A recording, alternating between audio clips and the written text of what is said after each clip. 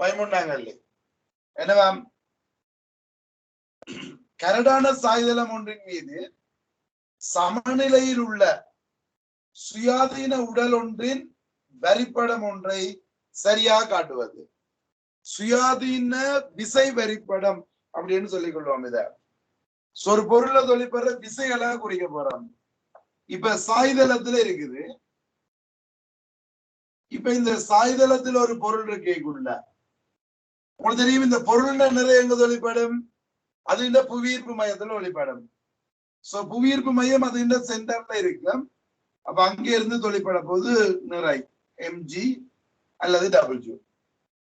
அடுத்து இந்த பொருள்ல உராய்வு விசை ஒன்று தொழிற்படும், அது மேற்பரப்பின் வழி. ஏன்னா இது கீழே போக பார்க்க உராய்வு விசை மேற்பரப்பின் வழியே தொழிற்படும் மேல் நோக்கி, சாய்தளத்தின் வழியே மேல் நோக்கி. இன்னொரு விசை செவன் மருதாக்கம். இதை விட வேற ஏதாவது விசை இருக்கோ? இல்ல. நிறை, உராய்வு விசை, செவன் மருதாக்கம். மூன்று விசை. இந்த மூன்று விசையால ஒரு பொருள் சமநிலையில இருக்குதுண்டா அந்த மூன்று விசையும் ஒரு புள்ளியில சந்திக்கணும். இந்த எஃப்ஐயும் எம்ஜியும் இந்த இடத்துல சந்திக்குது. அப்ப செவன் மருதாக்கம் எப்படி இருக்கணும்? அந்த புள்ளிக்குள்ளால வரணும் இல்லையா? ஆர் அது ரெண்டும் சந்திக்கிற புள்ளிக்குள்ளால இருக்கும். அப்ப இந்த நடுவுக்கு இங்காலதான் செவன் மருதாக்கம் இருக்கும். அப்ப அதன்படி எது படம்? நான்காவது விடை.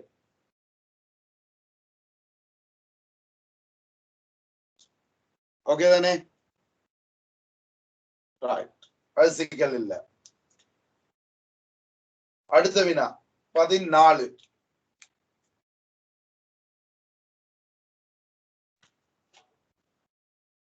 அழிகிறேன்.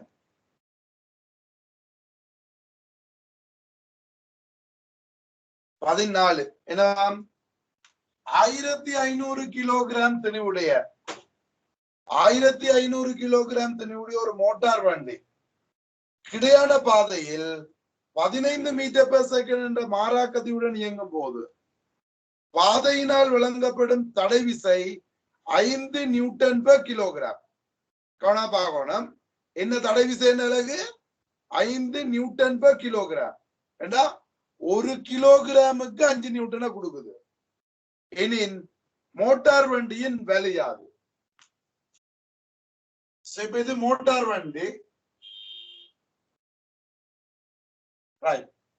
இப்ப இந்த வண்டி இயங்கைக்குள்ள 15 மீட்டர் பெர் செகண்ட் மாறாபகத்தோட இயங்கலாமா? அப்ப இது என்ஜின் ஒரு விசைய கொடுக்கணும், இதுக்கு ஒரு தடை விசை இருக்கும். இப்ப இந்த தடை விசை தான் எப்படி தரார்? 5 நியூட்டன் பெர் கிலோகிராம். என்ன? ஒரு கிலோகிராமுக்கு 5 நியூட்டனை கொடுக்கண்டா. அது இந்த திணிவு 1500 கிலோகிராம். அப்ப தடை விசை எவ்வளவு? 5 தர 1500. இதுதான் முக்கியம். அப்ப எவ்வளவு பெருக்கி விட்டீங்கன்னா 7500 நியூட்டன். இனி தடை விசை 7500 மாறாக்கதியோட போகணும். மாறாக்கதியோட போகணும்டா விளைவு விசை 0. குடுக்குறதும் தடுக்கிறதும் சமன். அப்ப இங்க குடுக்குற விசை 7500 நியூட்டன். யாரு கொடுக்கிறது? என்ஜின் கொடுக்கிறது. அப்ப என்ஜின் இப்படி ஒரு விசைய கொடுத்து இந்த வேகத்துல இயங்குது. அப்ப என்ஜின் வலு என்னன்னு வரும்? விசை தர வேகம். அப்ப என்ஜின் கொடுக்கிற விசை 7500, வேகம் 15. அப்ப இது எவ்வளவு? 0 0 15 75. 5 எழுதி 7 மிச்சம். அப்ப 15 7 100 சரியா? 105 112. எவ்வளவு? 112,500 வாட். எத்தனாவது விடை? முதலாவது விடை.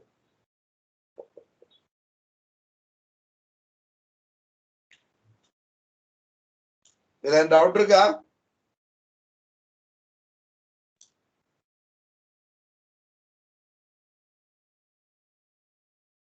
இல்ல என்ன? ரைட். அழிகிறேன். விளங்குது இல்லடா?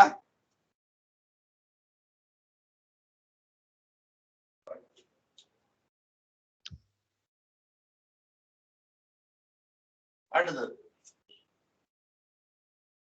என்னவாம்? வாகனம் ஒன்றின் மாறாக்கதி வியுடன், நோ, அதுக்கு மேல ஒரு கேள்வி இருக்கு. வாகனம் ஒன்றின் வேகம் 20 மீட்டர் பெர் செகண்ட் இலிருந்து 10 மீட்டர் பெர் செகண்டிற்கு சீனான அமர்முடுகளின் கீழ் 150 மீட்டர் தூரம் இயங்குகின்றது. இவ் அமர்முடுகளுடன் மேலும் எவ்வளவு தூரம் சென்று ஓய்வடையும்? நான் இப்ப இதை வீட்டு கிராஃப்ல கேட்கிறேன். எத்தனாங்கள்? 15.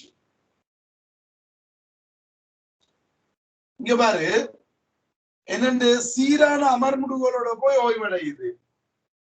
ஓகே, முதல் 20ல இருந்து 10க்கு வர்றார். அப்ப இது நடு. 20 0க்கு நடுவுல 10.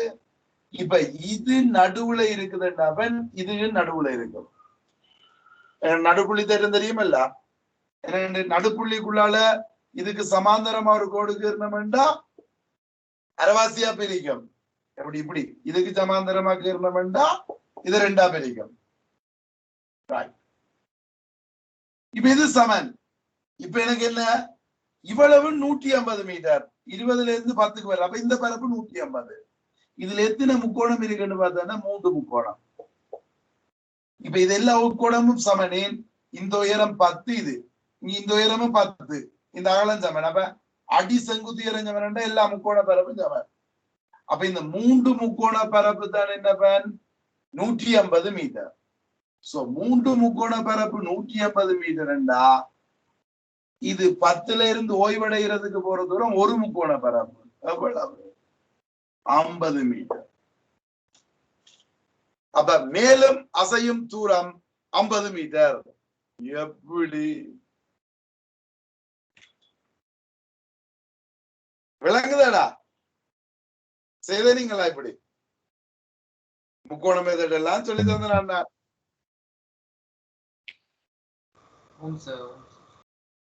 Right, good. Yes. அப்ப இதுக்கு எத்தனாவது விடை? 3வது விடை.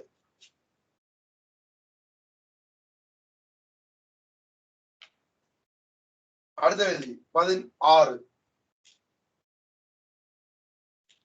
என்னண்டு?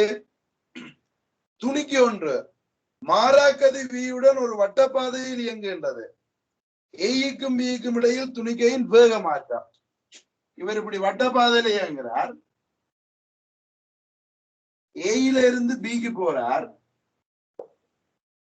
இதுல இப்படி இருக்கு பி, இங்க வரைக்கும் இப்படி இருக்கும் பி. இப்ப கேட்டது வேக மாற்றம். வேக மாற்றம்ன்றது விபி மைனஸ் விஏ. அப்ப இறுதி வேகம் மேல் நோக்கி பி, இந்த பக்கத்தால பி. ஆரம்ப வேகம் இந்த பக்கத்தால பி. இத பிளஸ் ஆக்கி நீங்க என்னதான் காவி கூட்டல் போடலாம். மேல் நோக்கி பி பிளஸ் இது குறிய மாத்தீங்க, திசை மாத்தணும் இங்க பக்கம் கருங்க. முதலாவது முதல் கீர்னீங்களா இது பி, அது முடிஞ்ச இடத்துல இருந்து 2வது கேள்வி. நீங்க எப்படியும் கேட்கலாம், எதையும் ஃபர்ஸ்டா கேட்கலாம். ஆனா முடிஞ்ச இடத்துல இருந்து மற்ற கேக்குறீங்க. அப்ப முதலாவது கேள்வி அது முடிஞ்ச இடத்துல இருந்து மற்றவரை கேட்கிறோம். இப்படி வரும் பி. அப்ப இது என்ன? இதான் விளையும். இங்க இருந்து இங்க வர்றது. இது விண்டா பைதரஸ் தேற்றப்படி இது √2v. என்ன கோணம்? 45. ஏன் இருசமக்கு சங்கோணம் கோணியல்ல 45 45. அப்ப இந்த திசையில √2v. அப்ப எத்தனாவது விடை? 2வது விடை.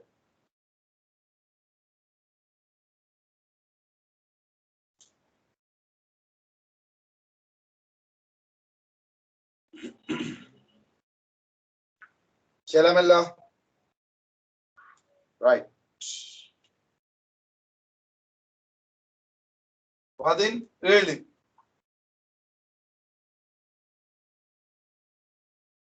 அடிக்கிறான் இத.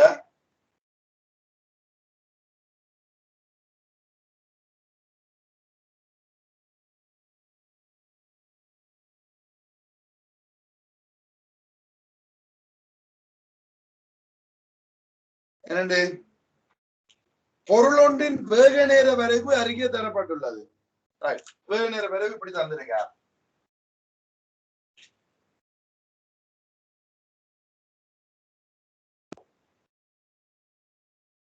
இது 2 செகண்ட், இது 6 செகண்ட். இப்ப என்ன கேட்கிறார்? 6 செகண்ட் நேர ஆயிடையில் இடப்பெயர்ச்சியின் கீழ் 2 செகண்ட் நேர ஆயிடையில் இடப்பெயர்ச்சி.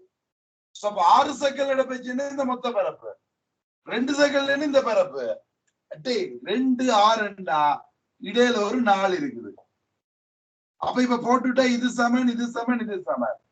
இப்ப அடிகள் சமன்னா முக்கோணத்தை பிரிச்சா அந்த முக்கோணங்கள் எல்லாம் சமன். இது சமன அறிக்கைக்குள்ள வர்ற முக்கோணங்கள் எல்லாம் சமன். இது ஒரு முக்கோணம், இங்க 3 முக்கோணம், இங்க 5 முக்கோணம். அப்ப 6 செகண்டில் இடப்பெயர்ச்சியின் கீழ் 2 செகண்டில் இடப்பெயர்ச்சி தான் கேள்வி.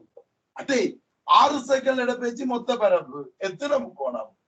5 3 8, 8 3 9 முக்கோண பரப்பு. 2 செகண்ட் இடப்பெயர்ச்சி ஒரு முக்கோண பரப்பு. ஆமா இல்ல?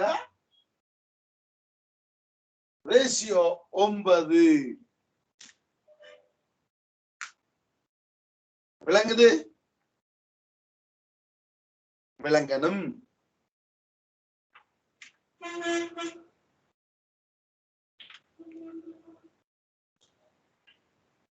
ஓம் சார். Right, good. அடுத்தது 18வது வினா.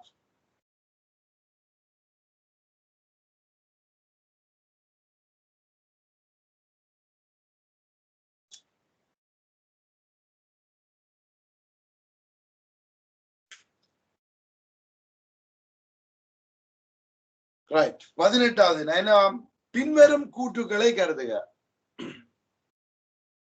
ரைட், 5 கூட்டு தந்திருக்கார். பிறகு சொல்றார், மேலுள்ள தோற்றப்பாடுகளில் நியூட்டனின் முதலாம் விதியினால் விளக்கப்படக்கூடியவை அல்லது விளக்கப்படக்கூடியது. நியூட்டன் முதலாம் விதி. ரைட். இப்ப நீரில் நனைந்த கையை உதரும் போது நீர்த்துளிகள் கையை விட்டு சிந்துதல், இது முதலாம் விதிப்படி நடக்குதாமாம். அப்படி நடக்குதென்றால் சரி கூட்டு, நடக்கல என்ன பிழை? இப்ப முதலாம் விதிப்படியும் நடக்குது.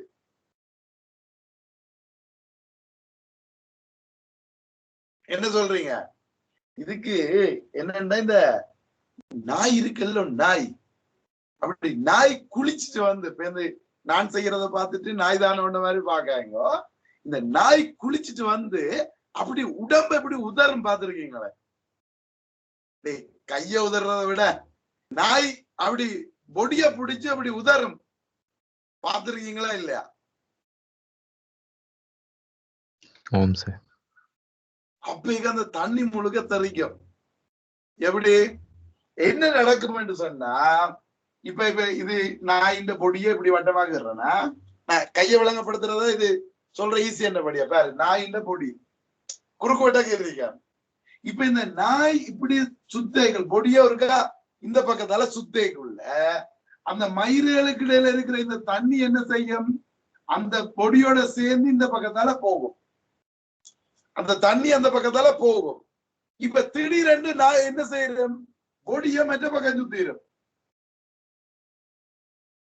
இப்ப என்ன நடக்கும்? அந்த மேற்பரப்போட போன தண்ணி இப்ப திரும்ப முடியாது. இப்ப நாய் பொடிய திருப்பிட்டுது, அது நிலத்துக்கு விசைய கொடுத்து பொடிய சுத்துற திசைய திருப்பிட்டுது. ஆனா இந்த போன தண்ணிக்கு திசைய மாத்த முடியாது. அப்ப என்ன செய்யும்? தண்ணி அதே பக்கத்துல போகும். அப்ப நான் இந்த பொடி இங்கால வர, தண்ணி அங்கால சிந்தும். புதுதான் அப்படி மாறி மாறி உதரைக்குள்ள இந்த தண்ணி சிந்து வர்றது. இப்ப சொல்லுங்க, இது நியூட்டன் முதலாம் விதியோ இல்லையோ? என்ன இயங்கினது தொடர்ந்து அந்த திசையிலே இயங்குது. ஏன்? முதல் இயங்க வழிக்கிடைக்குள்ள அந்த திசையில இயங்கினவர் மற்ற பக்கம் விசையோண்டு தொலைப்படையிலேண்டா அது அந்த பக்கத்தாலேயே போகுது தண்ணி. அப்ப இந்த நாய் உதரைக்குள்ள தண்ணி போறது முதலாம் விதிக்கு அமைவானது. அப்ப இப்ப சொல்லுங்க, கைய உதறைக்கு என்ன நடக்கும்? நீங்க முதல் கைய கீழே கொண்டு போறீங்கன்னு கீழே கொண்டு போயிட்டு மேல கொண்டு வரீங்க. கைய உதறைக்க கீழே போயிருக்க கையில இருக்கிற தண்ணியும் கீழே போகும். நீ திருப்பி மேல கொண்டு வரைக்க கைய கொண்டு வாராய், பட் அந்த தண்ணி வர்றதுக்கு வழி இல்ல. அப்ப தண்ணி என்ன செய்யும்? கையில இருந்து விலக்கும். ஏன்? முதல் இயங்கின திசையிலேயே தண்ணி இயங்கும். அப்ப கைய உதறைக்குள்ள தண்ணி சிந்துறது நியூட்டன் முதலாம் விதிக்கு அமைவானது. சரி, நான் விளங்கப்படுத்தினது விளங்கிச்சா இல்லையா?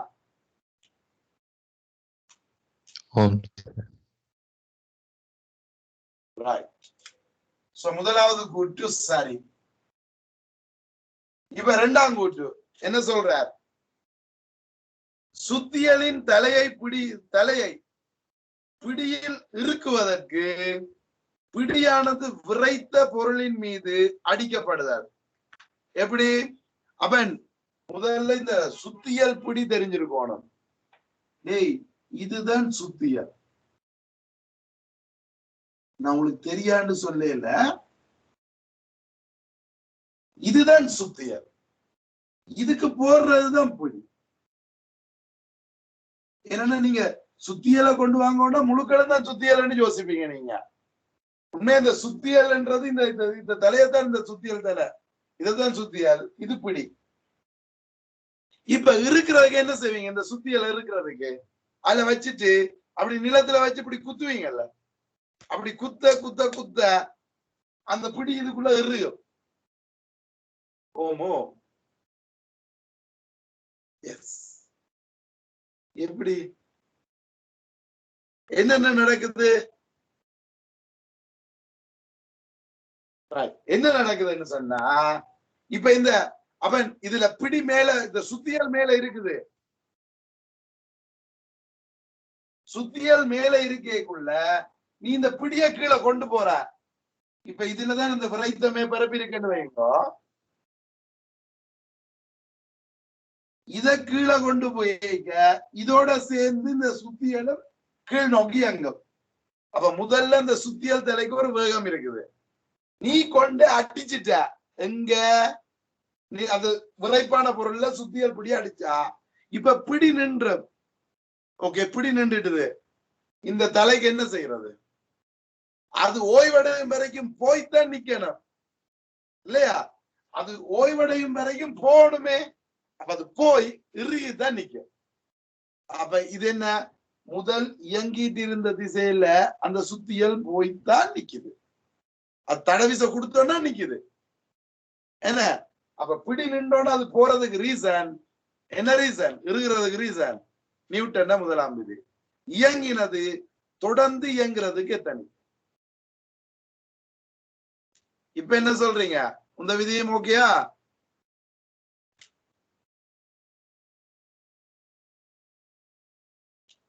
டேய், விளங்காட்டி கேட்டுறோம். நம் வந்து அடுத்த கேட்டோன்னு திருப்பி இதை கேட்கிறேன்.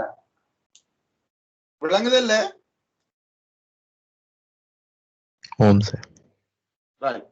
ஆனா நீங்க இதெல்லாம் யோசிச்ச நீங்களோ?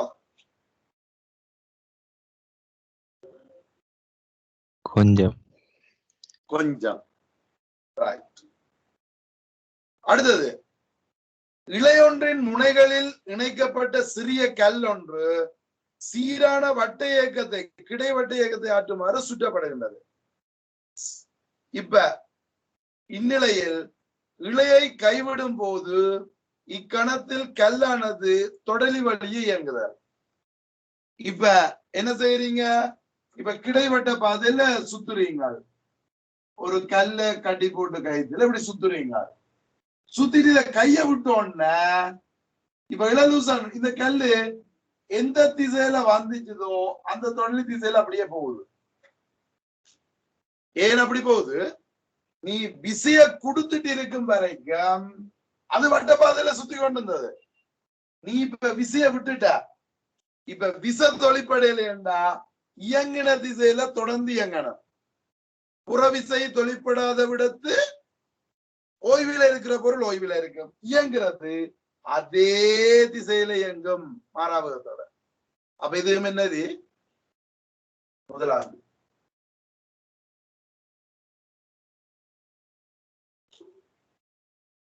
ரைட். இப்ப அடுத்தது என்னவா? சாணை பிடிக்கும் சில்லு. எது? இந்த கத்தியதுகள் தீட்டுறதுக்கு சாணை பிடிக்கிற சில்லு இருக்குல்ல, அந்த சில்லுல தீப்பொறி தொடலி வழியே பறத்தல். அப்ப இந்த சாண பிடிக்கிற சில்லுல நீ கத்திய வச்சு பிடிச்சா இது இப்படி சுத்துது, நாங்க இதுல கத்திய வச்சு இப்படி பிடிச்சோம்டா இந்த தீப்பொறி இப்படி பறக்குதாமா. இந்த தீப்பொறி பறக்கிறதுக்குரிய ரீசன் அதுக்கு நியூட்டன் முதலாம் விதி. எப்படி என்றா, இந்த சாண பிடிக்கிற இந்த கல்லும் கத்தியும் உறைஞ்சுபடும் அல்ல, அப்பேக்கள் அந்த கல்லுகள் சின்ன சின்ன துணிக்கைகள் என்ன செய்யும், கல்லுல இருந்து வெளிக்கிட்டு அது ஹீட் ஆகித்தான் தீப்பொறியா போறது. அந்த உறைஞ்சு படைக்கு உருவாகிற ஹீட் தான் சொங்க தீப்பொறியா வெளியால போறது. இப்ப அந்த இதுல இருந்து கலர்ற அந்த தீப்பொறி அந்த சில்லோட சேர்ந்து இயங்கும். சுத்தேக அந்த தீப்பொறியில இருந்து கலண்டது சில்லோட சேர்ந்து இயங்கும். ஆனா அந்த சில்லை விட்டு விலத்தினோன்னு, அதாவது சில்லோட சேர்ந்து வர விலத்தின அப்புறம் என்ன செய்யும், அந்த இடத்துல இந்த உருவாயக்க சில்லுண்ட இது கதி உருவாயக்க அந்த சில்லுல இருந்து அந்த தீப்பொறி கலர்றது இல்லோ, அந்த கலர்றதுக்கு முதல் தீப்பொறி என்ன சின்ன சின்ன துணிக்கையால், அந்த துணிக்கையால் கலர்றதுக்கு முதல் அந்த சில்லுண்ட கதி தான் அந்த துணிக்கைக்கு இருக்கும். இப்ப கலண்டோன்ன இனி விசை ஒன்று இருக்காது, அது திணிவும் புறக்கணிக்கத்தக்கது. அப்ப என்ன செய்யும், அது தொடலி திசையில இயங்கும். என் புறவிசை ஒன்றும் இல்ல, அப்படியே தொடலி திசையில இயங்கும். என் முதல் எந்த திசையில சில்லு இயங்கிச்சோ அந்த திசையில அந்த தீப்பொறி அப்படியே போகும். அப்ப இதுவும் என்ன, நியூட்டன் முதலாம் விதியே தான். அடுத்தது ஈபாட். அப்ப இப்பவே உங்களுக்கு தெரிஞ்சிட்டுது, ஏபிசிடி என்ற ஒரு ஆன்சர் இல்ல தானே, அப்ப எல்லாம் சரி என்று வரும். என்ன பாருங்க, மரக்கிளையை அசைக்கும் போது மாங்காயின் காம்பு உடைதல். என்னது? டேய், மரத்தை நீ உழுக்கினண்டா எப்படி, சோ மர கொப்ப பிடிச்சு பிடி ஆட்டினம்டா அந்த மாங்காய் கலண்டு கீழே விடும். இது நியூட்டன் முதலாம் விதியா அப்படின்னு இருக்கிறாங்க. என்ன சொல்லுறீங்க? இது மாங்காய், இந்த மாங்காய் கலந்து விழுகிறது நியூட்டன முதலாம் விதியாமாம். உண்மையோ? ஏன் ஆரம்பத்துல இந்த மாங்காய் ஓய்வில் இருக்குது, ஓய்வில் இருக்கிற பொருள் தொடர்ந்து ஓய்வில் இருக்க திணிக்குமல்லோ.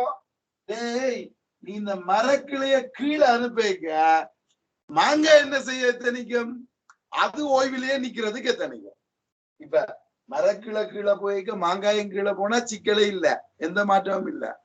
ஆனா இந்த மாங்காய் ஓய்விலேயே இருக்க போது மரக்கிளை கீழே போகுது, அப்ப இந்த காம்பு என்ன செய்யும், காம்பு மடியும்.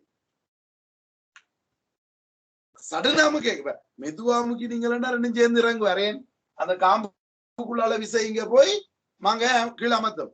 நீங்க திடீரென்று அமர்த்திக்க மாங்காய் அப்படியே இருக்க ஓய்வில் இருக்க மரக்கிளை மட்டும் கீழே போக சடனா அந்த காம்பு உடைஞ்சிடும், கீழே விழுந்துடும். அப்ப இது என்னத்தால, அந்த மாங்காய் ஓய்வில இருக்க எத்தனைக்குது. ஏன், புறவிசை தொழிற்படாத போது ஓய்வில் இருக்கிற பொருள் தொடர்ந்து ஓய்வில் இருக்கிறதுக்கு எத்தனைக்கும்.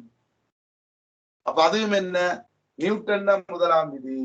ஆகவே 5 உண்மை.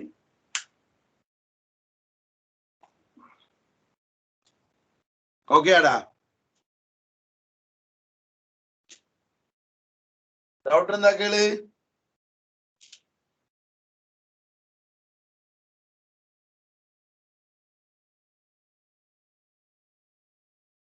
ஒரு டவுட்டும் இல்லையா? சும்மா பிரவேசம் விளங்கப்படுதுன்னு அப்படியே விளங்கிட்டு.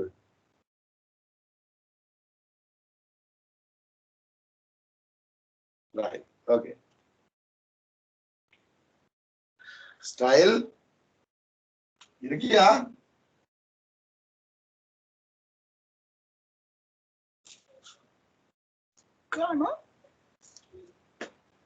சரி, அடுத்த கேள்வி பாருங்க. 19வது வினா என்னவாம்? ஓய்வில் இருந்து 18வது விளங்கிட்டு தானே, 5வது விடை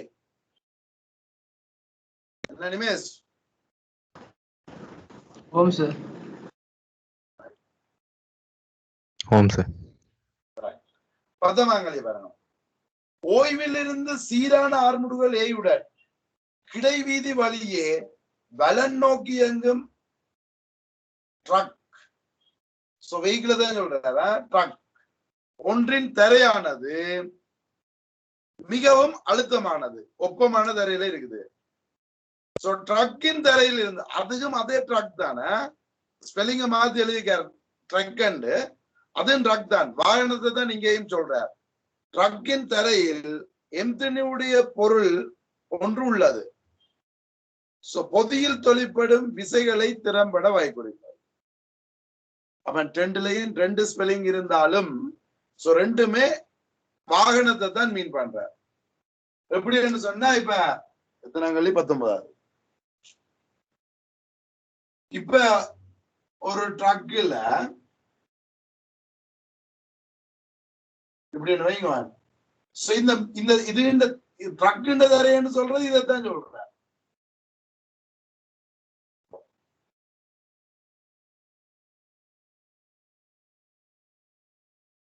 ஓகே, அந்த மேற்பரப்பு ஒப்பமானது. இதுல ஒரு பொருள் இருக்குதாமா, மேற்பரப்பு ஒப்பமானது. இப்ப இது இயங்குது. இது எப்படி இயங்குது? ஆர்முடுகளோட இயங்குது. ஓய்வுல இருந்து ஆர்முடுகளோட இயங்குது. இப்ப இந்த பொதியில தொழிற்படுற விசை எப்படி இருக்கு மட்டும்தான் கேள்வி.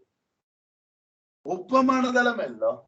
அப்ப இங்க உராய் விசை ஒன்றும் இருக்காது, நிறை கீழே இருக்கும், செவ்வன் மருதாக்கம் மேல இருக்கும். இதை விட வேற எந்த விசையும் இருக்காது. அவ்வளவுதான். அப்ப இந்த பொருள் அசையுமோ இல்ல. இந்த ட்ரக் அப்படி போய் அங்கால போன திருப்பி கீழே விழுந்து. இந்த ட்ரக் அப்படி அங்கால போனோடனே அது அதே இடத்துல இருந்து கீழே விழும், அதே இடத்துல கீழே விழும். ஓகே, விசை ஒண்ணு வேற ஒண்ணு கிடை விசை இல்ல. இல்ல, இந்த ட்ரக்குக்கு அடியில இந்த பக்கம் ஒரு இது இருக்குமா இருந்தா, இது இந்த இந்த எண்டு வந்து இங்க வரும் வரைக்கும் இப்படி இருக்கும். அதுக்கு பிறகு இது வந்து தள்ளி கொண்டு போகும். மற்றபடி இப்படி ஒன்று இல்லை என்றால் அப்படியே அதே இடத்துல கீழே விடுவேன். ஓகே, அப்ப இதன்படி இதுல என்ன விடை? அது விழுகிறதுக்கு முதல் தங்கள் விசை குறிக்கலாம். அப்ப எத்தனாவது விடை? 2வது விடை.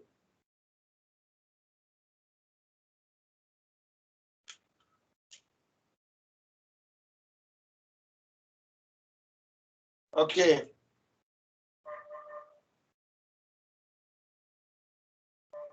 ரைட்.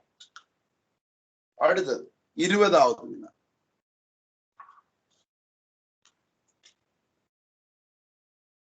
அழைக்கிறேன்.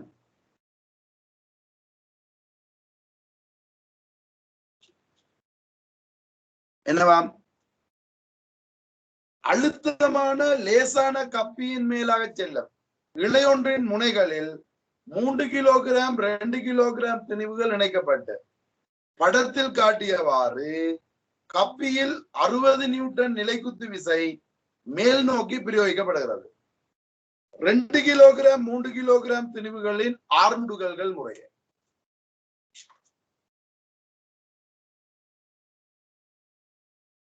இது 2 கிலோகிராம். இப்ப இது நிலத்தில இருக்குது 3 கிலோகிராம். இது என்ன செய்யறார்? இப்ப 60 நியூட்டனோட பிடிச்சு மேல தூக்குறார். இப்ப உங்களுக்கு தெரியும், இந்த கப்பி லேசானது ஒப்பமானதுண்டா.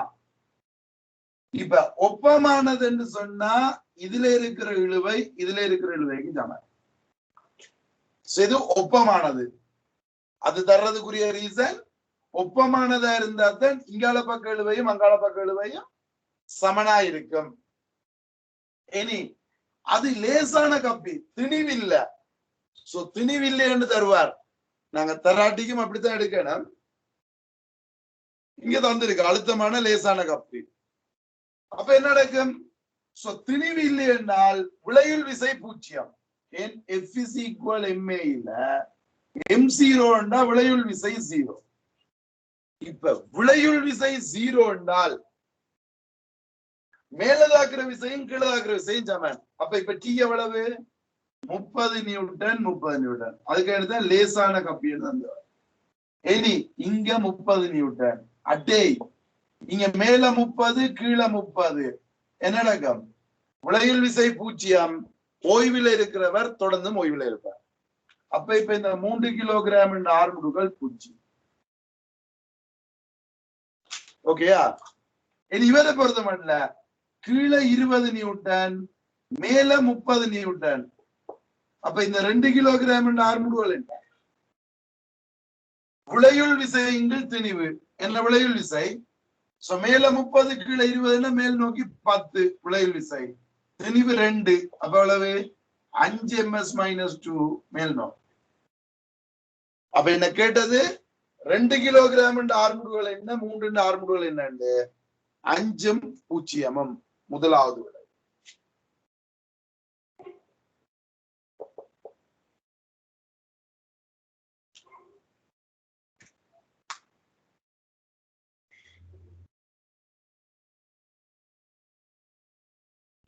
ஓகேயா?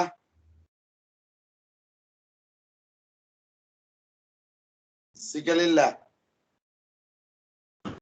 சார். அந்த 60 நியூட்டன் கப்பில தாக்குறது தானே சார்? அது எப்படி சார் விலைக்கு வரும்? அவன் கப்பில தாக்கினாடா. இந்த கப்பின விளையுள் விசை 0 என்றா கப்பில மேல 60 இந்த கயிறு தானே கப்பிய பிடிச்சு கீழே இருக்குது. அப்ப கப்பிய மேல பிடிச்சு இருக்கிறது, இந்த கயிறு கப்பிய கீழே பிடிச்சு இருக்குது. அப்ப கீழே பிடிச்சு இருக்கிறது 60 இருக்கும். இந்த கயிறு கப்பிய பிடிச்சு இருக்குது. இதேதானே இந்த போன கிளாஸ் பாக்கைக்குள்ள பார்த்து நாங்கள் 12ஆம் கேள்வியில பார்த்து நாங்கள் F3 என்றது F3 இது இந்த விசை கப்பியில கயிறு கொடுக்கிற விசை. Okay mass? Okay okay okay. 21வது வினா பாரு.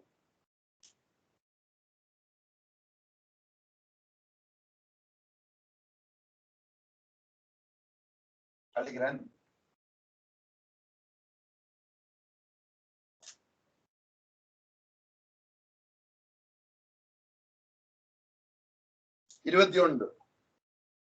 என்னவா?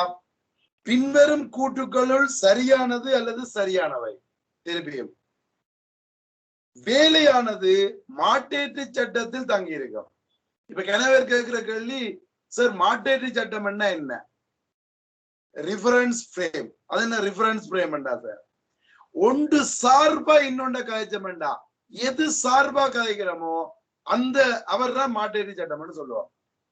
பொதுவான சட்டம். இப்ப நாங்கள் வாகனங்கள் இயங்குது. வாகனம் ஒன்றுட வேகம் 20 மீட்டர் பெர் செகண்ட் சொன்னோம்டா அது எது சார்பா? பூமி சார்பா சொல்றோம். அப்ப பூமி சார்பா வாகனத்தின் வேகம் 20. அப்ப இங்க பூமி ஒரு மாற்றேற்று சட்டம். பூமி சார்பா கேட்கிறேன். இல்ல ஒரு வண்டி சார்பா கேட்கிறேன். அப்ப வண்டியின் சட்டத்துல காய்ச்சிட்டு இருக்கேன்டா அது இன்னொரு மாற்றேற்று சட்டம். வேற ஒரு சந்தர்ப்பத்துக்கு வண்டி சார்பா கேட்கிறேன்டா வண்டி ஒரு மாற்றேற்று சட்டம். அப்ப ஏதோ ஒன்ற ரிஃபரன்ஸா வச்சுக்கொண்டு மற்றதின் இயக்கத்தை காய்ச்சனண்டா அந்த ரிஃபரன்ஸ் பிரேம் என்ன அப்படின்றதான் அந்த ரிஃபரன்ஸ் பிரேம் என்றதுக்குரிய தமிழ் தான் என்ன? மாற்றேற்று சட்டம். முதல் மாற்றேற்று சட்டம் என்னன்னு விளங்குதோ?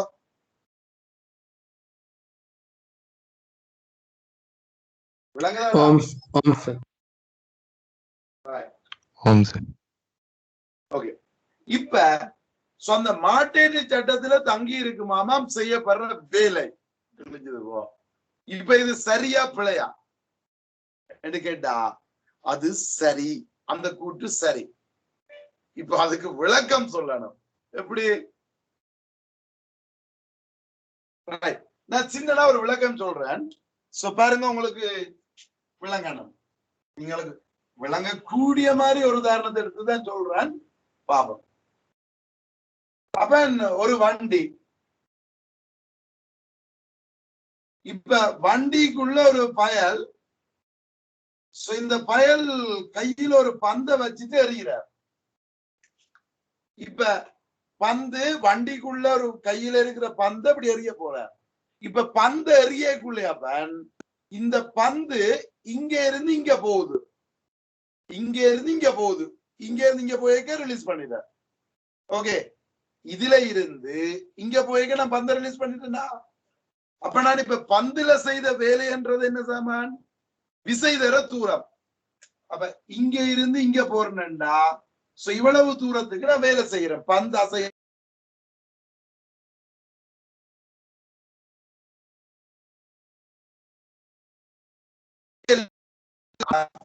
வண்டி சார்பா இவ்வளவு தூரம் தான் கை அசைஞ்சிருக்குது. வண்டி சார்பா இவ்வளவு தூரம் தான் கை அசைஞ்சிருக்குது. அப்ப அசைஞ்ச தூரம் இவ்வளவு என்ன செய்த வேலை ஒரு கொஞ்சம் வேலை. ஓகேயா?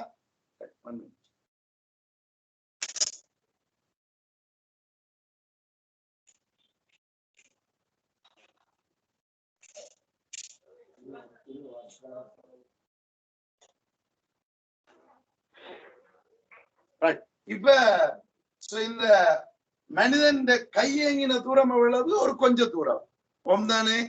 அப்ப எது? வண்டி சார்பா. அப்ப செய்த வேலை வந்து விசை தர தூரம், வண்டி சார்பா இவ்வளவு வேலை. அப்ப ஒரு பந்து சின்ன வேகத்தோட அங்கால போகும். இப்ப வெளியால நின்று பாக்குற ஒருத்தருக்கு இப்ப இவர் பந்து அறியக்குள்ள இவர் இங்கல மூவ் பண்ணிருப்பாருல்ல. இப்ப பந்து இந்த இடத்துல இருந்தா ரிலீஸ் ஆகும், இந்த இடத்துல இருந்தா போகுது. ஆனா இவர் இங்க இருப்பார். அவர் பாக்க பந்து போற நேரம் அவர் பாக்க இவர் இங்க இருப்பார்.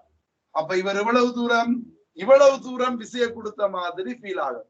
அப்ப வெளியால இருந்து பாக்குறவருக்கு செய்த வேலை இவ்வளவு, பந்து பெரிய ஒரு வேகத்தோட போற மாதிரி தெரியும். ஓகேயா?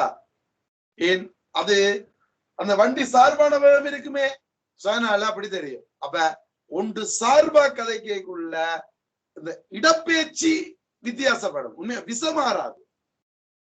விசை மாட்டேற்றி சட்டத்துல தங்கி இல்ல. வேற வேற ஃப்ரேம் கதைக்குள்ள விசை மாற போறது இல்ல. ஆனா இடப்பெயர்ச்சி ஒன்று சார்பா இன்னொன்றுக்கு மாறும். அந்த இடப்பெயர்ச்சி மாறுறதால செய்யப்படுற வேலை மாறும். அப்ப செய்யப்படுற வேலை மாட்டேற்றி சட்டத்துல தங்கி இருக்கும் அப்படின்ற கூற்று சரி. ஓகே தானே?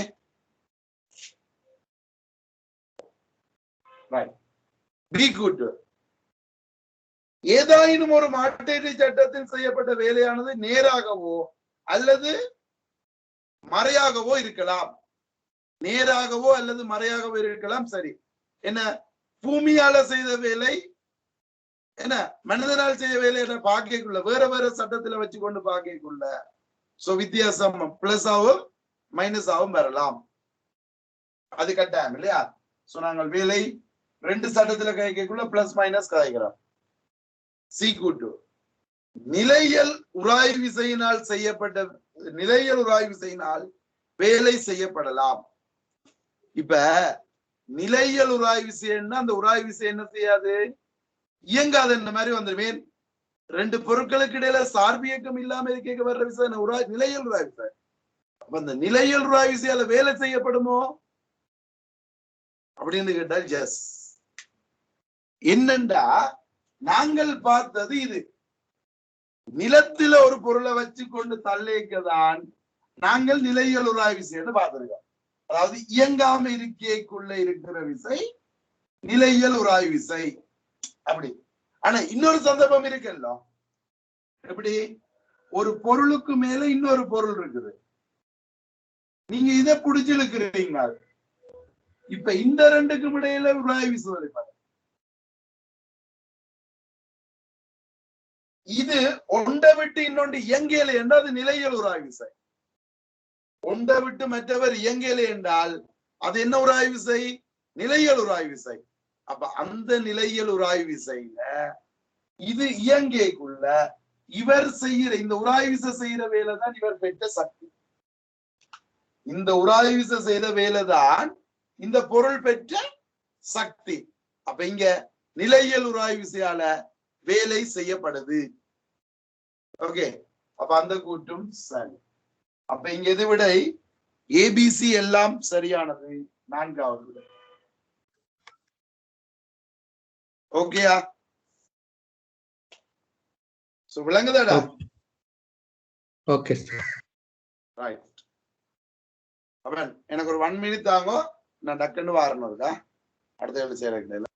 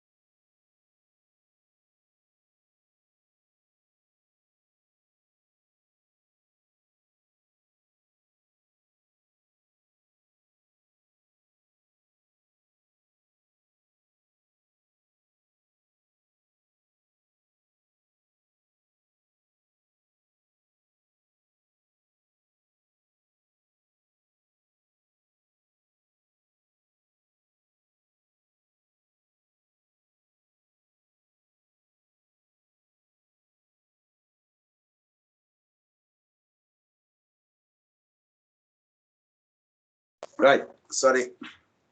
அடுத்த எழுதி பாருங்க. 22.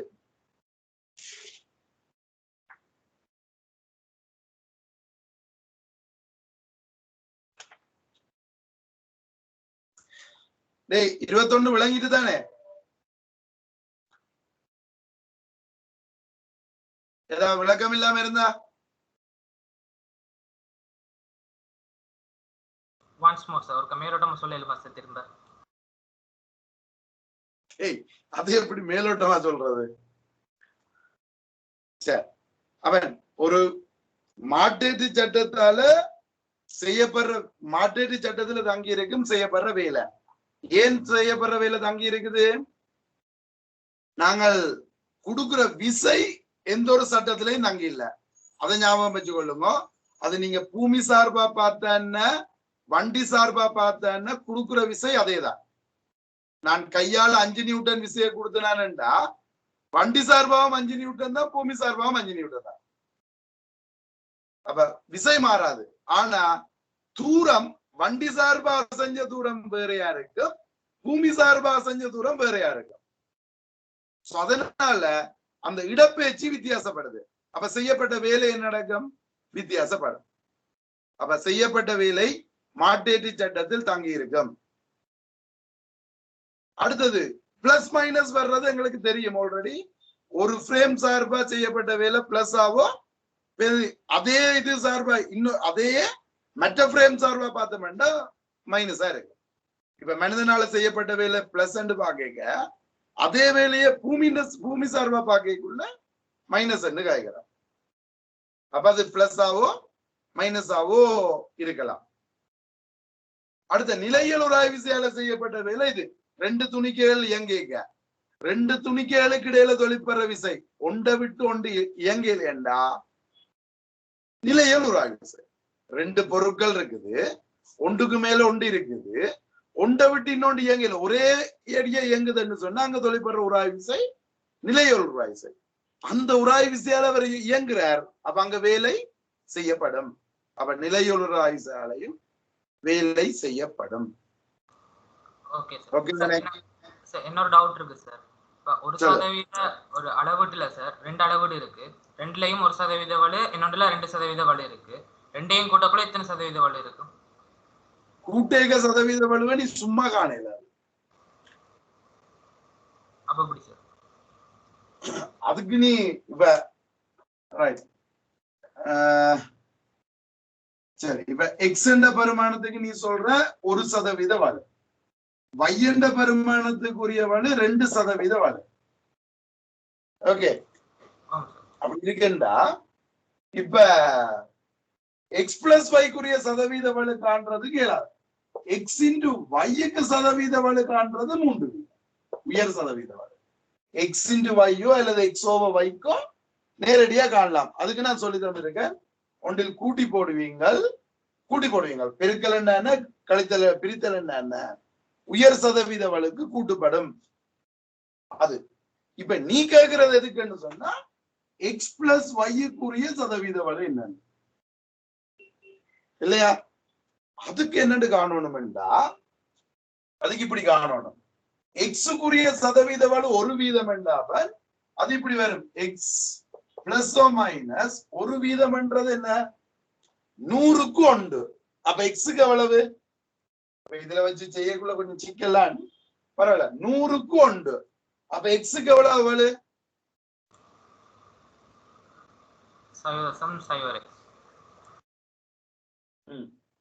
இப்ப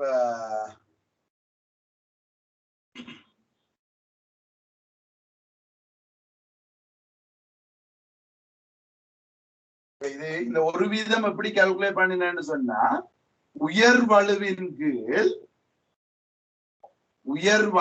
கீழ் வாசிப்பு தர 100, இதுதான் உனக்கு 1 வந்தது. அப்ப அந்த உயர் வலு என்னத்துக்கு சமன்னு சொன்னா இந்த 1 எக்ஸ் அங்க போய் பாத்தீங்கன்னா எக்ஸ் இங்கிள் 100, எக்ஸ் இங்கிள் 100 எவ்வளவு? 0.01 எக்ஸ். இதுக்குரிய வலு. சரி, கொஞ்சம் எக்ஸ் வையல் பெருமானம் போடாம செய்ய கொஞ்சம் பெருசா வரும், பரவாயில்ல. பாருங்க, இப்ப இதுக்குரிய உயர்வலு இது என்ன? பிளஸ் ஓ மைனஸ் இவ்வளவு. வைக்குரிய உயர்வலு என்ன? அதுக்கு இப்ப சொல்லுவீங்க 0.02 y. அப்ப இப்ப எக்ஸ் பிளஸ் வைக்குரிய உயர்வலு என்ன சொல்லுவாங்க? எக்ஸ் பிளஸ் வைக்குரிய வலு பிளஸ் ஓ மைனஸ் இது எழுதிய கூட்டினா எக்ஸ் பிளஸ் ஒய் பிளஸ் ஓ மைனஸ் இது ரெண்டும் கூட்டுப்படும். என்னண்டு 0.01 x பிளஸ் 0.02 y. இதுதான் உயர்வலு. எதுக்குரியது? X plus வைக்குரிய உயர்வலு. அப்ப இப்ப எக்ஸ் பிளஸ் வைக்குரிய சதவீத வலு என்னன்னு கேட்டாங்க, சதவீத வலு சமன் உயர் வலுவின் கீழ் 0.01 x பிளஸ் 0.02 y ஓவர் வாசிப்பு தர 100. இப்படி பாரு, இப்படி காணணும்னு சொல்லுங்க. அதனால நாங்க இது சொல்லி தர்றது இல்லை. ஏன்? கணக்காண்டதால. அது காம்ப்ளிகேட்டட். எக்ஸுக்கு வைக்கு பெருமானம் தந்தா எங்களுக்கு இதை சுருக்கி ஒரு பெருமானம் எடுக்கும். விளங்குதா?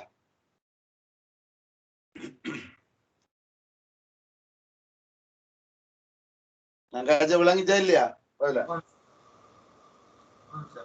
இல்ல சார், அந்த பாகு போல சார் பெருக்களுக்கும் பித்தலுக்கும் மட்டும் தான் போட்டிருந்தது. அப்ப கூட்டலுக்கும் கழித்தலுக்கு என்ன வருது?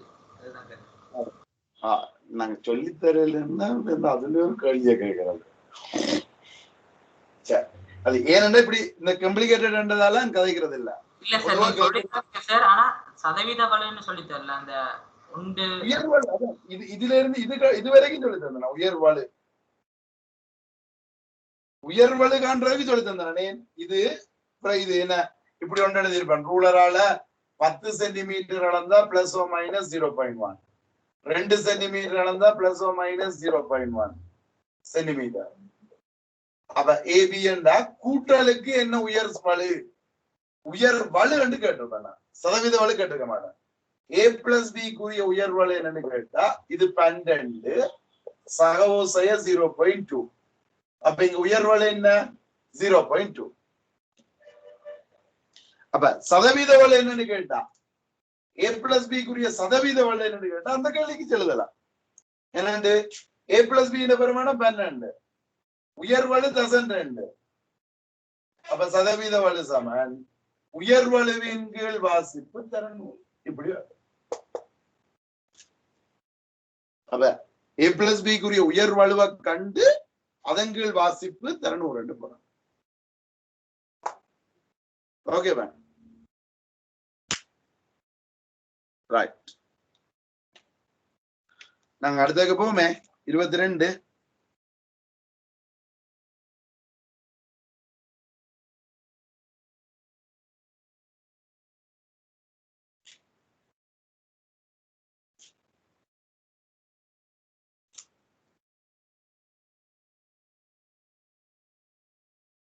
ரைட், 22ஆம் கேள்வி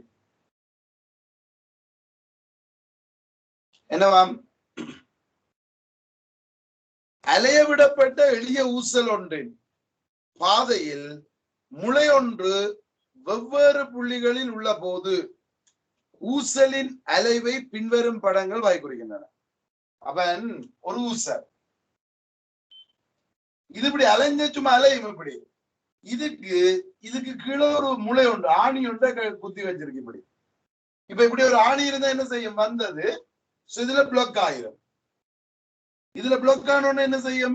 இந்த சின்ன துண்டு மட்டும்தான் இப்ப அசைய போகுது இல்லையா? இதுல இருந்து வந்தவர் இப்ப இந்த சின்ன துண்டு தான் அசைய போகுது.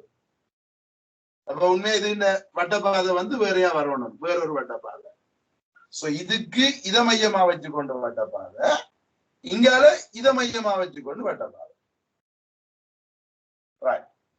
இப்ப அந்த ஆணி ஒவ்வொரு இடத்துல இருக்கு. முளை வேற வேற புள்ளிகள்ல இருக்கிற சந்தர்ப்பம் தான் தந்திருக்கார் படத்துல.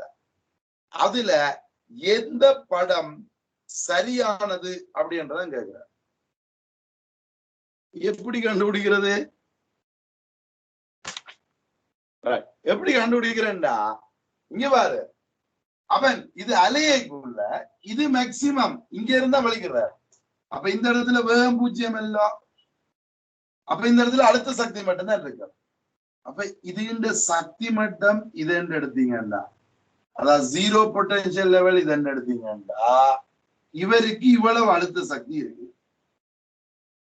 mgh. இப்ப திருப்பி இங்கால போற மேக்சிமம் தூரம் இருக்குல்ல, இவர் இங்கால மேக்சிமம் எவ்வளவு தூரம் போவார் சொல்லுவாங்க? எச் உயரத்தை விட கூட தூரம் போக இயலாது. ஏன்? அவர்கிட்ட இருக்கிற மேக்சிமம் சக்தியே mgh தான். அப்ப இவர் இங்கால பக்கம் போயிங்க அதே மட்டம் வரைக்கும் தான் போகலாம், அதை விட கூட உயரத்துக்கு போக முடியாது. அப்ப எந்த படத்துல இங்காலையும் அங்காலையும் ஒரே மட்டம் வரைக்கும் துணிக்க போகுதோ, அதுக்கு அங்கால இல்ல படம், இந்த எல்லையில இருந்து இந்த எல்லை வரைக்கும் தான் போகுது. அப்ப இந்த மட்டத்துல இருந்து இந்த மட்டத்துக்கு கீறி இருக்காரோ அதுதான் சரி. இது எதை வச்சுக்கொண்டு செய்யறோம்? சக்தி காப்பு விதியை வச்சுக்கொண்டு செய்யறோம். இங்க இருக்கிற சக்தி தான் கடைசியிலையும் இருக்கும். அப்ப எச்சியரத்தை விட கூட தூரமும் போயலாது, சக்தி குறைய இருக்குன்னு சொல்லி குறைய தூரத்தோட நிக்கவும் இயலாது. ஏன்? கட்டாயம் திருப்பி ஓய்வடையக்குள்ள என்ன வேணும்? அதே அழுத்த சக்தி வரணும். அப்ப மேல போகணும். அப்ப எந்த படம் அப்பன் சரி? மூன்றாவது. எஸ்.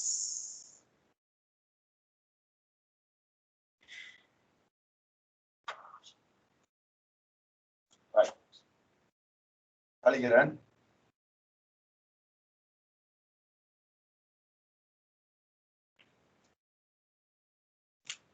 இப்ப 23 என்னவா? படத்தில் காட்டியவாறு கிடையுடன் 30 பாகை சரிந்துள்ள சரிவில் நாடாவானது 4 மீட்டர் பெர் செகண்ட் எனும் சீரான கதியுடன் மேல் நோக்கி உருவொண்டு மேல் நோக்கி உருவொண்டிலையும் கீழ் நோக்கி ஒரு 2 இயங்குகின்றது. இந்நாடாவில் 2 கிலோகிராம் திணிவானது குற்றியானது 4 மீட்டர் பெர் செகண்ட் கதியுடன் கொண்டு செல்லப்படுகின்றது. தமிழ் கொஞ்சம் பிரச்சனையா இருக்கு. அவர் நாடான்னு சொல்றது வேர், அது வேரில் இருந்து வந்திருக்கணும். சோ வேர்ல 2 கிலோகிராம் திணிவை மாறாவகத்துல கொண்டு போறார். சோ முதலாவது படத்துல மேல கொண்டு போறார், 2வது படத்துல கீழே கொண்டு போறார்.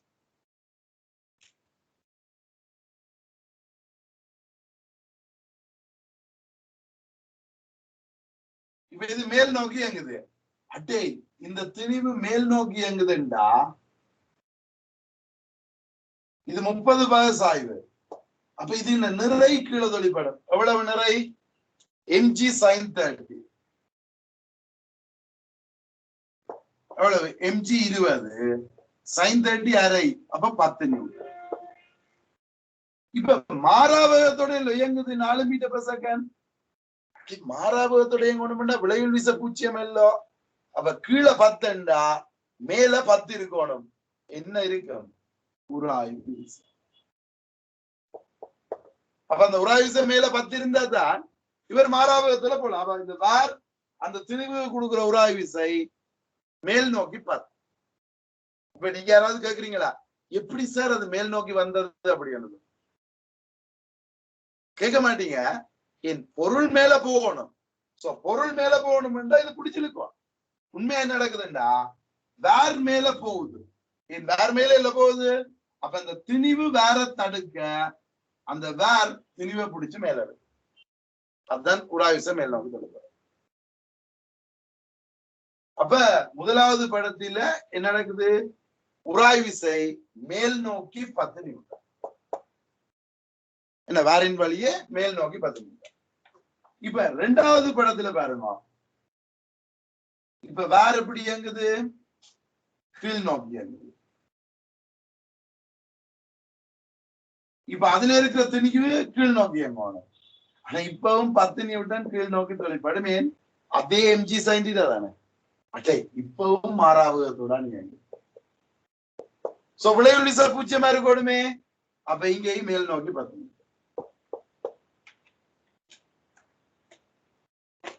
என்ன? சோ அப்ப இங்க மேல் நோக்கி 10 நியூட்டன், மீண்டும் அதேதான். அப்ப இப்ப என்ன மேல் நோக்கி 10 நியூட்டன் வந்தது? இங்க என்ன நடக்கும் என்று சொன்னா, அந்த பொருள் முன்னுக்கு போக பார்க்கும். அப்ப இந்த வேர் பொருளை தடுக்க பொருள் வேற பிடிச்சு கீழே தள்ள. அப்ப அந்த வேர் வந்து ஈஸியா சுத்துவாரு. இப்ப இந்த சந்தர்ப்பத்தில் ஓகே. சோ இன்னொரு சந்தர்ப்பம் இருக்கு. எனது ஆர்முடுவது என்று சொன்ன இது திணிவு ஆர்முடுவி கொண்டு வரும். எப்பன்னா உராய்வு விசை கீழே தொழிற்பட்டான். வேர் ஸ்பீடா இயங்கினா இவர் ஆர்முடுவார். அப்ப கீழே வரும். இப்ப என்ன நடக்குதுன்னா, இந்த வேர் போறதுக்கு முதல் அந்த திணிவு போறதுக்கு ட்ரை பண்ணது. அப்ப இது மேல் நோக்கி உராய்வு விசையை கொடுக்க. சோ வேர் திணிவை தடுக்க திணிவு வேற பிடிச்சுக்க. அப்ப 2 சந்தர்ப்பத்திலுமே எப்படி? உராய்வு விசை மேல் நோக்கி 10 நியூட்டன். ஓகே. அப்ப எத்தனாவது? 4வது.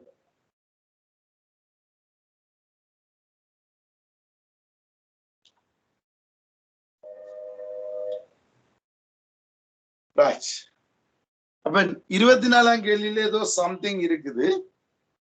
அதனால அதை விட்டுட்டு 25ஆம் கேள்வியை பாருங்க.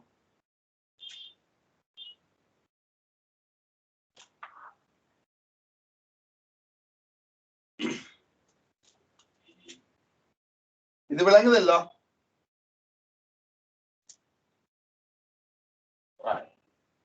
சோ 25வது நான்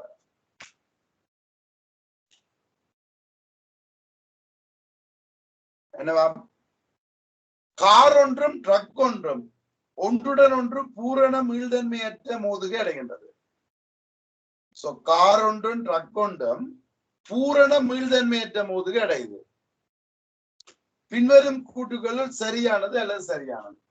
சரியானது. அப்ப இது கார், இது ட்ரக். கொஞ்சம் இது வெயிட் கூட, ட்ரக்குக்கு வெயிட் கூட காரை விட. இப்ப இது ரெண்டும் மோதுது, பூரண மீள்தன்மையற்ற மோதுக. அப்படின்னா என்ன? ரெண்டும் மோதி அப்படி சேர்ந்து போவின்னு ரெண்டு பேர், ஒரே அடியா இங்கன்னு ரெண்டு பேர், இவற்ற வேகம் பி அவற்ற வேகம் பி, இப்படி சேர்ந்து இயங்குதுன்னு சொன்னா இப்ப என்ன கேட்கிறார்? காரில் ஏற்பட்ட உந்த மாற்றத்திலும் பார்க்க ரக்கில் ஏற்பட்ட உந்த மாற்றம் பெரிது. இப்ப உந்த மாற்றம் இருக்குல்ல, இது ரெண்டும் மோதுறதால விளையுள் உந்த மாற்றம் 0. ஏன்? இது மோதைக்கு இது இதுக்கு விசைய கொடுக்கும், அது இதுக்கு விசைய கொடுக்கும். சோ விளையுள் விசை 0. சோ விளையுள் விசை 0ன்னா உந்தம் மாறல. உந்தம் மாறலன்னா ஒன்றுண்ட உந்தம் குறைஞ்சா இன்னொன்று உந்தம் கூடும். அப்ப ஒன்றுக்கு குறையுதோ அதே அளவுதான் மற்றதுக்கு கூடும். அப்ப ரெண்டுண்ட உந்த மாற்றமும் எப்படிப்பட்டது? சமன். ரெண்டுக்கும் உந்த மாற்றம் சமன். அப்ப இவர் ஒன்றுக்கு பெருசு ஒன்றுக்கு சின்ன என்று சொல்றபடியா ஏ கூட்டு பிழை. அது விளங்குதல்ல? ரெண்டுக்கும் உந்த மாற்றம் சமன், ஒன்றுக்கு கூடும் ஒன்றுக்கு குறையும். அப்பதான் விளையுள் உந்த மாற்றம் 0 என்றது. சரி, இனி காரில் ஏற்பட்ட இயக்க சக்தி மாற்றத்திலும் பார்க்க ட்ரக்கில் ஏற்பட்ட இயக்க சக்தி மாற்றம் பெருசு. சோ இப்ப இயக்க சக்தி மாற்றம் பெருசு சின்னன்னு கேட்கிறார். அது இங்க திணிவும் வேகத்திலையும் தங்கி இருக்கு. அப்ப எனக்கு இந்த ஆரம்ப இந்த வேக மாற்றம் திணிவு தெரியாது, அதனால இதை கதைக்கிறது கஷ்டம். ஓகே, அது விளக்கம் என்ன சொல்றேன். இப்ப கதைக்கிறது கஷ்டம் என்று இந்த கேள்வியை எக்ஸாம் செய்ய எப்படி செய்யறேன்னு செய்து முடிச்சிருச்சு, பிறகு கதைக்கிறேன் நான். இப்ப எனக்கு தெரியாது, ஏன் கதைக்கு இயலாது. தெளிவும் வேகமும் எப்படி மாறுதுன்னு தெரியாம கதைக்கு இயலாது. சி கூட்டு காரில் ஏற்பட்ட வேக மாற்றத்திலும் பார்க்க ரக்கில் ஏற்பட்ட வேக மாற்றம் பெரிது. இப்ப நான் என்ன சொன்னேன்? உந்த மாற்றம் ரெண்டுக்கும் சமன்.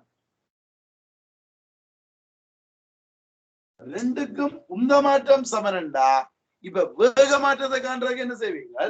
திணிவால பிரிச்சு விடுவீங்க. உந்த மாற்றத்தை திணிவால பிரிச்சா என்ன வரும்? வேக மாற்றம். ஏன் உந்த மாற்றம்ன்றது எம்பி மைனஸ் எம்பி, அது எம்மால பிரிச்சீங்கன்னா என்ன வரும்? வேக மாற்றம் வரும். அப்ப இங்க காருண்ட வேக மாற்றம் திணிவால பிரிப்பீங்க, ட்ரக்குக்கு ட்ரக்குண்ட திணிவால பிரிப்பீங்க. இப்ப எது பெருசு? ட்ரக்குண்ட திணிவு கூடண்டா அவருக்கு உந்த மாற்றம் குறைவு, சாரி வேக மாற்றம் குறைவு. காருக்கு வேக மாற்றம் கூட.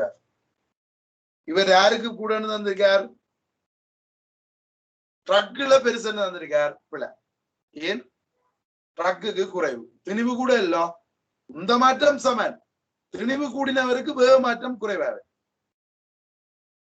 சரி, அப்ப இப்ப சி கூட்டு பிள்ளை. இப்ப பி மட்டும் அப்படி என்ற ஒரு ஆன்சர் இல்ல தானே, அதனால ஏபிசி பிழை. இப்ப இது எக்ஸாம் செய்கிறது சொன்னதானே? அப்ப ஏபிசி பிழை. சோ உண்மையா என்ன ரீசன் அப்படின்னு கேட்டா, இப்ப விளக்கமா காய்ச்ச போனோம்னா, இப்ப இயக்க சக்தி மாற்றம் என்று வரைக்க half m into v squared v1 squared minus v2 squared. ஆரம்ப வேகம் இறுதி வேகம் வரணும், அல்ல இறுதி வேகத்தின் வர்க்கம் ஆரம்ப வேகத்தின் வர்க்கம். இப்ப திணிவு நல்லா கூடவாயும் வேகம் மாற்றம் சரியான குறைவாயும் இருந்தால் இயக்க சக்தி கூடவோ குறையவோ வரலாம். எல்லாம் இந்த திணிவிலையும் இதுலையும் தங்கி இருக்கு மாற்றத்துல. அப்ப எங்களுக்கு சும்மா என்ன செய்யலாது சொல்லலாது. கூட வர்றதுக்கு சான்ஸ் இருக்குது, குறைவா வர்றதுக்கு சான்ஸ் இருக்குது, கதைக்க முடியாது எங்களால. ஓகே, சோ நீங்க வேற வேற பெருமானம் போட்டு கால்குலேஷன் செய்து பாத்தீங்கன்னா சோ உங்களுக்கு அந்த வித்தியாசம் விளங்கும். திணிவு இது ரெண்டும் ஒரு கொஞ்சம் கூடவா இருக்கிற சந்தர்ப்பமும் நல்லா கூடவா இருக்கிற சந்தர்ப்பத்தையும் வச்சுக்கொண்டு காய்ச்சி பார்த்தோம்னா சோ உங்களுக்கு அந்த சிக்கல் தெரியும். ஓகேயா? ரைட். சோ இதுதான் MCQ. அப்ப 25ஆம் கேள்விக்கு எது விடை? 5வது விடை. ரைட் அஸ்வின்?